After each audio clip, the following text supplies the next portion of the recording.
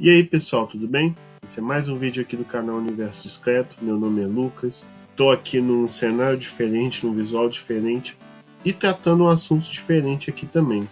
Hoje eu queria falar da biblioteca Tree.js, uma biblioteca JavaScript muito usada para renderizar gráficos, animações 3D, tudo direto no seu navegador.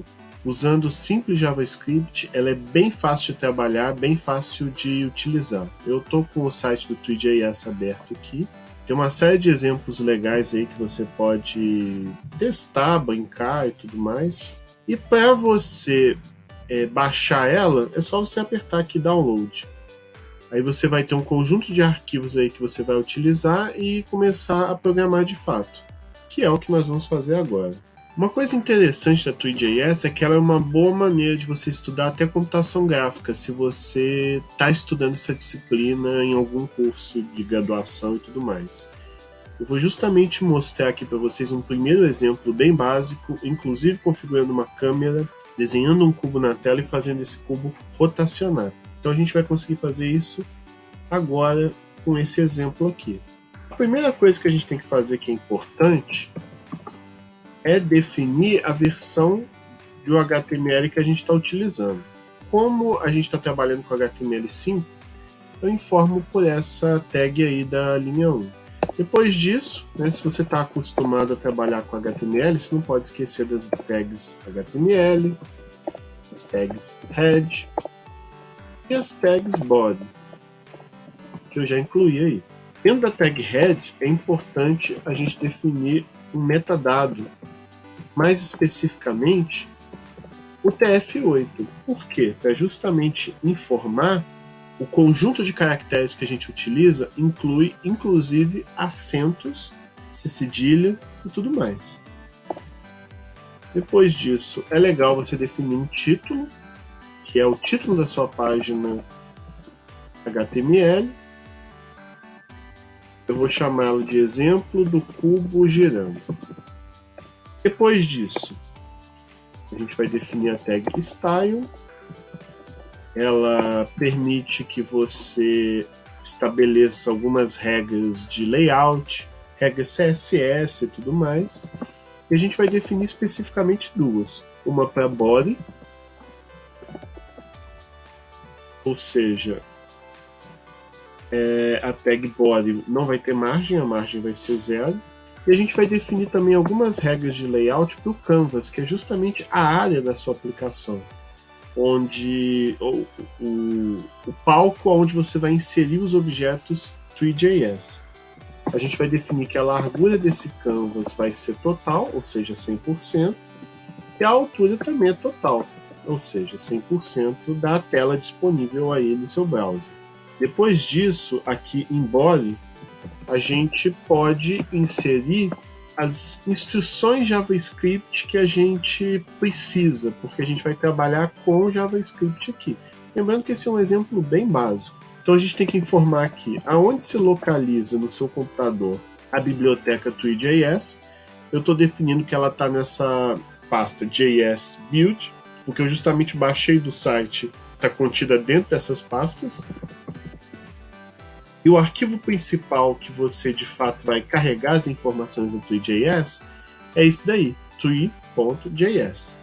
Vou fechar aqui a tag script. Eu vou abrir outra tag script, porque agora é que a gente vai fazer coisas mais interessantes. Primeira coisa, eu vou definir um objeto cena. O que seria o objeto cena? É justamente a cena que eu vou desenhar e que vocês vão visualizar. Para você trabalhar com Tree.js, tem que existir uma cena. Mais especificamente, tem que existir três coisas. Uma cena, tem que existir uma câmera, vai ser o ponto de vista aí que o usuário vai ter daquela cena, e um render, que vai ser o renderizador, ele que vai desenhar as coisas de fato na tela. Para definir uma cena, eu declaro a variável scene, new tree scene, chamando esse construtor scene dentro da biblioteca tree. A gente vai estar criando uma nova cena vazia. Depois disso, eu vou ter que definir a câmera, e aqui vem uma série de parâmetros importantes. Antes de tudo, a gente tem que definir que câmera que a gente quer utilizar. Existem alguns tipos de câmera dentro de computação gráfica. Uma delas é a câmera ortográfica e você tem também a câmera perspectiva. Eu não quero entrar em muitos detalhes nisso agora para o vídeo não ficar muito longo, mas digamos que a câmera ortográfica ela preserva a relação entre retas paralelas, ou seja, se você tiver retas paralelas, elas vão permanecer paralelas independente do que ocorrer na sua cena, mas isso não fica muito realista. O ideal é a gente trabalhar com a câmera perspectiva. Na câmera perspectiva, imagine aquelas estradas do deserto do Arizona. Se você observar as linhas de uma estrada longa, elas vão se cruzar lá no infinito, ou seja, você vai ter pontos de fuga. Então a câmera perspectiva permite essas distorções que a gente conhece do mundo real, inclusive pontos de fuga, coisa que a câmera ortográfica não tem. Então o ideal, quando a gente quer cenas bem realistas, é a gente trabalhar com a câmera perspectiva, que é a que a gente vai utilizar. Em outros vídeos eu posso até mostrar exemplos dessa outra câmera e quando é mais apropriado utilizá-la.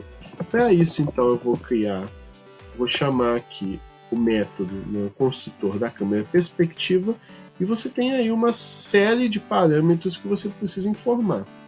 O primeiro deles é a abertura da câmera. Eu vou ver se eu coloco um desenho aí que ajude a entender, mas quanto maior o ângulo, mais aberta fica a sua câmera, e isso vai ter um efeito, vamos dizer assim, do alcance da área aí que a sua câmera vai, vamos dizer assim, poder visualizar. Eu vou colocar 75 graus, que é um valor padrão. Depois disso, eu preciso definir o aspect ratio. Basicamente, é uma relação, uma proporção entre largura e altura. Com isso, você informa para a câmera se a câmera é mais larga do que alta, se é uma tela bem retangular, se ela é bem quadrada, ou seja, uma largura e altura bem parecida. Você informa essa proporção aí. Por padrão, a gente informa a largura e a altura disponível na sua aplicação. Então a gente vai acessar o atributo innerWidth, que seria a largura dessa janela que eu estou trabalhando, dividido pela altura dessa janela que eu estou trabalhando. São parâmetros bem padrão. Depois você precisa informar o plano near e o plano far. Imagina que meus olhos são a câmera. Eu tenho que saber aonde a minha visão começa e aonde ela termina. Então, se eu colocar um plano near 0, significa que eu começo a ver justamente em cima do meu olho, o que não é factível. Eu só consigo enxergar um pouquinho à frente do meu olho. Então, por isso que um parâmetro 0.1 faz mais sentido. 0 eu ia estar vendo justamente em cima do meu próprio olho, que não faz muito sentido. E o plano far é até onde meus olhos podem ver. Que eu vou jogar um valor alto, isso não vai importar muito, porque a gente só vai desenhar um cubo, então eu vou colocar 1000. Vou botar aqui o comentário da câmera. E para fechar, a gente vai definir as informações do nosso renderer. Não é bem fechar, porque a gente ainda precisa colocar o cubo aí. Mas eu preciso passar algumas informações sobre o renderizador, ou seja, o mecanismo que vai efetivamente desenhar as coisas na tela. A gente vai declarar mais uma variável, a variável render, new tree WebGL render, já que a gente está trabalhando com o WebGL, que é o port do OpenGL no navegador. A gente vai ter que informar a área do browser que vai ser preenchida com esse renderizador. Então a gente vai chamar render set size. Em que área que você vai renderizar dentro do seu canvas? É isso que você informa aí. A gente vai informar justamente essa largura e a altura. Lembrando que esse objeto window, ele já é o objeto JavaScript com as informações da sua janela, a janela aí do seu browser. Você não precisa declarar, ele já existe aí por padrão. Agora a gente tem que adicionar o renderizador ao documento HTML, coisa que a gente vai fazer com Documents, Body, Append Child. Então estamos adicionando um novo elemento na tag Body. E que elemento é esse? O elemento que a gente declarou aqui em cima, o elemento render. Com isso, a estrutura básica da sua câmera, cena e renderizador já estão aí. O que a gente tem que fazer agora é criar o cubo de fato. Um objeto 3JS ele precisa de duas coisas. Uma geometria, né? Ele precisa ter alguma forma, e precisa de um material, que vai ser uma cor, uma textura, né? Algo que embrulhe, enfeite essa geometria, para a gente não ver só os triângulos soltos, o que é meio sem graça. Então a gente vai criar aqui, criando um cubo que gira. Para isso a gente vai ter que criar a variável geometry e a gente vai criar uma caixinha, que um cubo nada mais é do que uma caixinha. Então um box geometry, a gente vai ter que informar quais as dimensões desse cubo, qual a largura dele, a altura e a profundidade, né? Um cubo 3D tem essas três coisas: largura, altura e profundidade. Vamos dizer que ele tem largura 1, altura 1 e profundidade 1. Quanto mais você aumenta esses valores, maior fica o seu cubo. A gente também vai definir um material para dar uma cor bonitinha para esse cubo. A gente vai usar Mesh Basic Material. A gente está invocando justamente um método onde a gente pode definir qual vai ser o material que esse cubo vai ter, e a gente vai informar aqui especificamente que ele vai ter uma cor. E essa cor você informa aqui um código hexadecimal. Se eu colocar 0000, vai ficar preto. Lembrando que esse aqui é referente ao vermelho, esse aqui é referente ao verde, e esse último referente ao azul. Então vamos criar um azul. No sistema hexadecimal, diferente do sistema decimal, onde você tem 10 símbolos para representar os números de 0 até 9, no hexadecimal você tem 16 símbolos, do 0 ao 9, A, B, C, D, E, F. O F é o máximo, o 0 é o mínimo. Então aqui eu estou definindo que temos um máximo de azul. Vamos ver se ele vai ficar azul de verdade. Depois disso a gente vai declarar o cubo de fato. E o cubo, como a gente está conversando aqui, ele é uma malha. Então a gente vai chamar um construtor aqui da malha, informando aquela geometria e aquele material. Então agora associamos aquela geometria e aquele material com o nosso cubo aí. Criamos um cubo, mas ele ainda não existe na cena, coisa que nós vamos fazer agora, chamando o método add do objeto cena que a gente criou, passando o cubo. Agora o cubo existe, mas não tem cubo pronto ainda. Vamos posicionar a câmera de forma que a câmera fique justamente atrás do cubo e possa vê-lo. A câmera, ela é uma câmera 3D, tá certo? Então, aqui eu estou tentando simular os eixos da minha mão. Né? Você tem aqui, por exemplo, aqui pode ser, por exemplo, o Y, o X e o meu Z, né?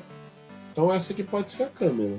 O que é importante você entender é que você pode se mover em Z para frente ou para trás. O Z positivo, ele sai da tela, e o Z negativo, ele entra na tela.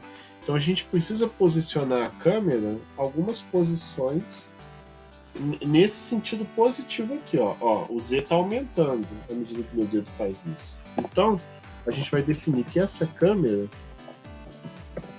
na posição Z, ela vai se mover. Imagina a câmera aqui. Ela vai se mover 5 pontos para Z, ou seja, isso. Essa direção é o positivo. Depois disso, eu preciso criar uma função que realize a animação desse cubo. Existe uma função aqui dentro da Three.js que o que ela faz? Ela de tempos em tempos vai sempre ser chamada para atualizar a animação.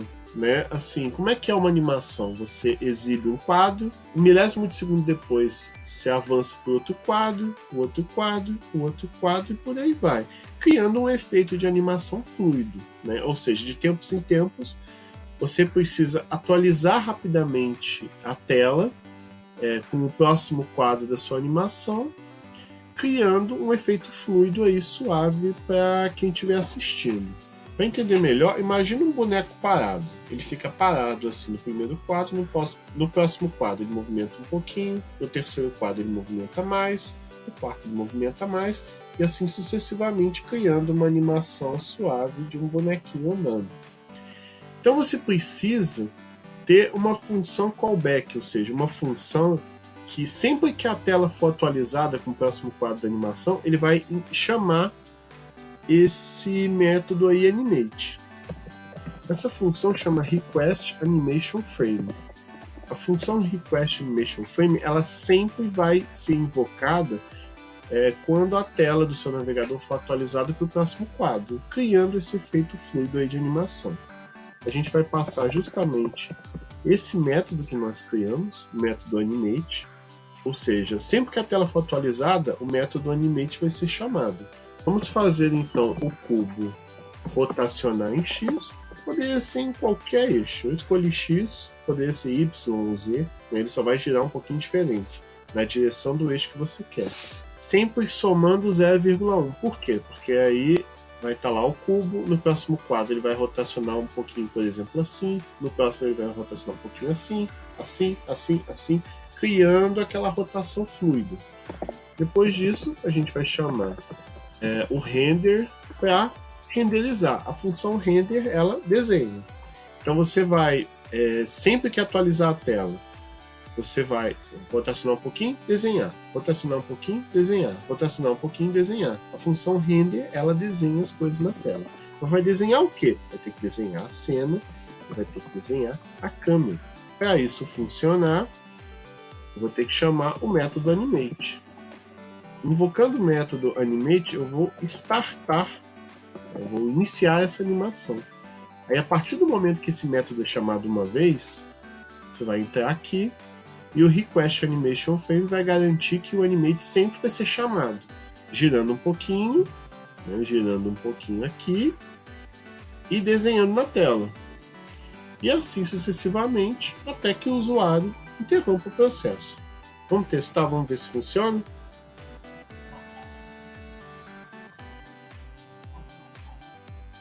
Bom, igual eu falei, você está vendo aí um cubo girando no eixo X, um cubo azul. Vamos trocar alguns parâmetros de brincadeira, vamos fazer ele girar em Z e vamos aumentar um pouquinho o tamanho dele e vamos criar um cubo aqui de outra cor, misturando vermelho e azul. Vamos ver o que vai dar. Então eu acabei criando, não é mais um cubo, né? Virou um retângulo praticamente, que gira no eixo Z, tá certo? Então, pessoal, eu espero que vocês tenham gostado aí.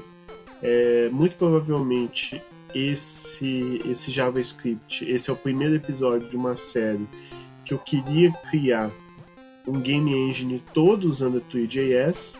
Não que esse game engine vai competir com os populares no mercado e tudo mais. Na verdade, é só para a gente aprender e entender passo a passo quais são os componentes do motor 3D. Então, tá certo? Então é isso, espero que vocês curtam, compartilhem, se inscrevam no canal e comente aí alguma coisa que você queira aí que eu faça, tá certo? Valeu, até a próxima.